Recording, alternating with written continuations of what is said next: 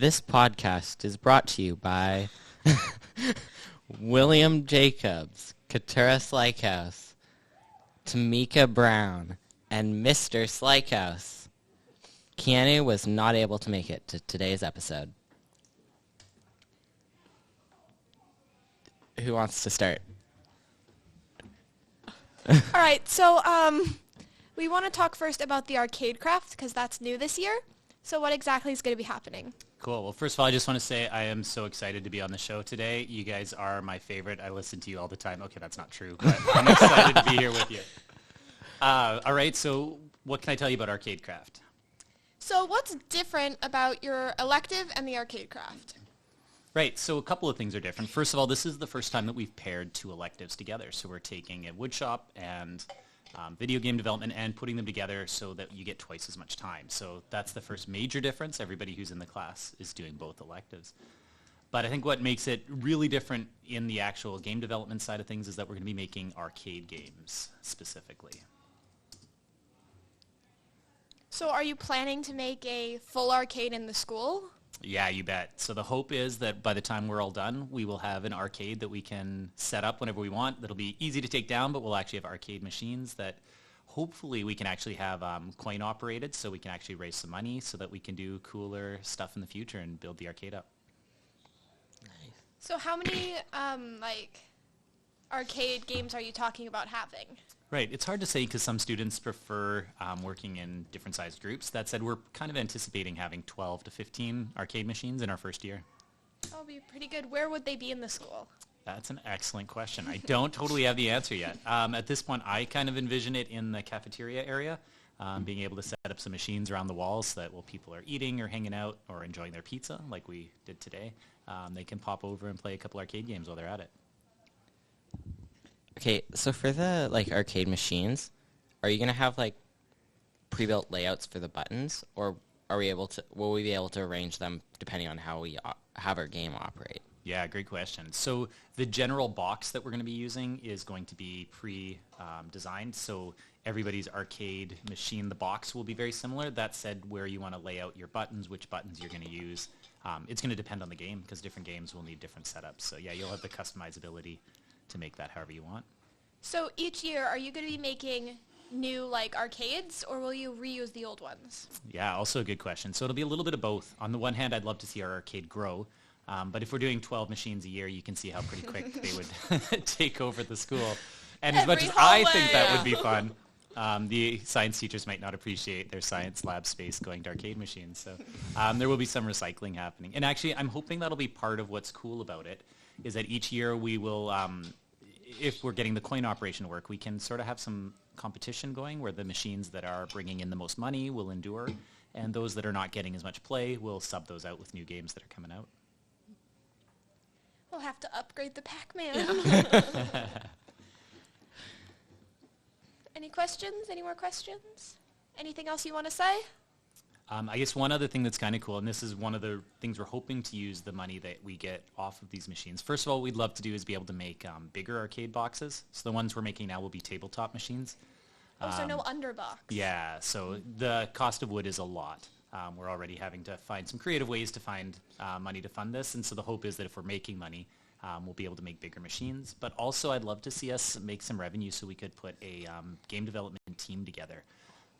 This year we'll be putting out our first J.A.W.W.A-wide game jam that our students will have a chance to participate in, and I'd love to be able to take us to possibly do trips into Vancouver, that sort of thing, to compete in other jams. That would be fun. How big do you think those groups would be?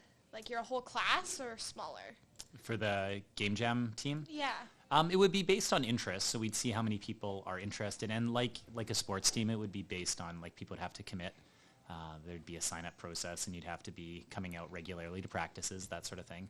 But if people were committed, I don't see us necessarily needing to cap it off, unless, of course, the whole school wants to come.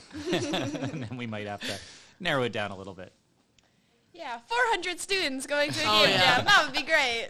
Ideally, it would be nice to take a couple of teams. A group of 12 or 14 would be a nice number where we could have 3 teams sort of thing. And that way I could kind of circulate and answer questions for the 3 groups as they're developing. For Levels. Well, the ones that have levels have like a certain cap off of level making, or like... Yeah, awesome question. That's one of the unique challenges of making an arcade game, is finding that balance in that you want to make money, but you also want people to play your game. And so one of the things they found early on when they were making actual arcade games is that if you made Tetris too slow, people could play the game for hours on a single quarter, and then you're not making any money even though your game is really popular. On the flip side, if you make it too hard, which like Nintendo in the 1980s for pretty much every game, you get a lot of people who just decide they hate video games because they're too difficult. So you really have to find that perfect sweet spot, and that's where a lot of testing is going to come in, finding a way to make it so people can play the game, enjoy the game, not feel like they're getting ripped off, but also not play forever on a single quarter, so to speak. I guess you probably have to decide what the draw of your game's going to be, whether it's going to be you want to have a leaderboard, so trying to be that top, or whether it's a more story-based, though that would be hard for arcade. Mm-hmm. Yeah, typically arcade games have some sort of a live system, so there's some way for you to die, in which usually it's either start over again to try to get a better score or pay more money to be able to continue from that point. Yeah. Go ahead. No, you. Okay. For the, what type of operating system are you going to export the Unity games to? We're still toying with that. Originally, we were thinking of doing working with Raspberry Pis, but with the recent market doing what it's done, it's gotten a little crazy. So I'm leaning towards using some older Windows-based machines, actually. We have access to some through a government program that provides computers to schools, so I'm looking at possibly bringing in a bunch of those and seeing how they run. So that would be Windows-based then. Nice. So more moving away from the arcade craft and going towards, I know soon we're going to have a deep dive going on. Are you expecting that to look like last year or a little different? Yeah, the deep dive this year I'm offering is game development again, which will be similar to anybody who's done it in the past. A couple of little changes. One of the tweaks is that this year will be theme-based. So in the past, we've had a more open jam for people to create whatever they want. This time we'll be introducing some constraints in the form of a theme.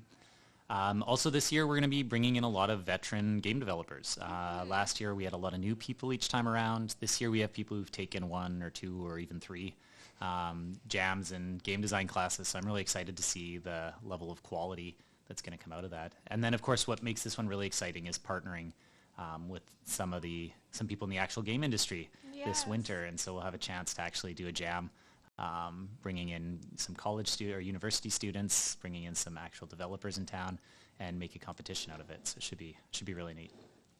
Are you expecting like a lot of students to join the game jam?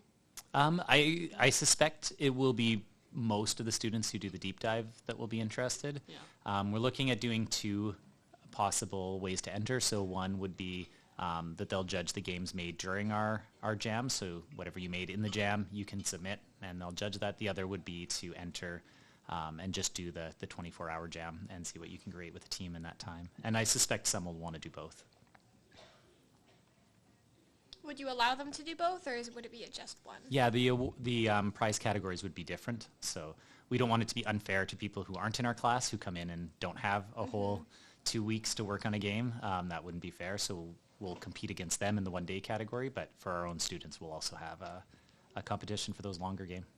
And is that going to be an option for both the 2 deep dives we have in the year, or just one? It's hard to say at this point. I know I love teaching the game jams and doing that for deep dives, so as long as there's interest, I'll probably continue to provide that opportunity.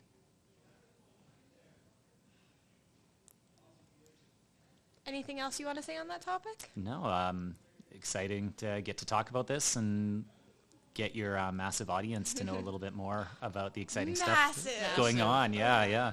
So to all you many listeners out there, I hope you enjoyed this show. Thanks so much to you guys for having me on today. It's been a pleasure. Like I said, you guys are kind of my heroes, so getting the chance to be on the show is kind of a life dream for me, and you've made it true, so thank you. You're welcome. All right. Wrapping up. Do the outro, William. Do the outro, William.